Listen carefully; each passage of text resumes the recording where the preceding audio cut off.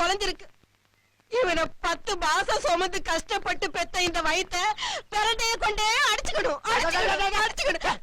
என்ன என்ன பெரிய 10 மாசம் கஷ்டப்பட்ட? உள்ள ஒரு இருட்டு, ஒரு லைட் கிடையாது, ஒரு ஃபேன் கிடையாது, ஒரு ஏசி கிடையாது, கரண்ட் படுக்க ஒரு பெட்டு கிடையாது, பேச்சு துடைக்க ஒரு ஆள் கிடையாது, தவிச்ச வாய்க்கு தண்ணி தர ஒரு நாதி இல்ல. சரி நம்மளா போய் குடிச்சு தொலைவனு பார்த்தாலும் ஒரு செம்பு கிடையாது. என்ன பெரிய கஷ்டப்பட்ட?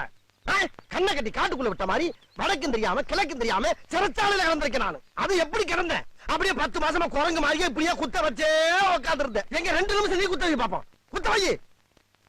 என்ன வச்சு எவ்வளவு ஜாலியா இருந்த நீ? நல்லா 10 மாசமா ஒரே விளாக்கல்.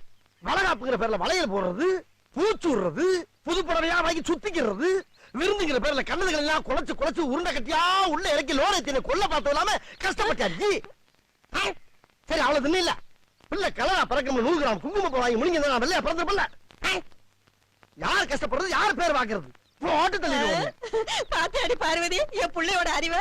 இந்த உலகத்துல மக்க மனுஷ தோண்ட காலத்துல இருந்து இப்படி ஒரு விளக்கத்தை யாரா சொல்லிருக்காங்களா? இல்ல யாருக்காவது தோணி இருக்குமா?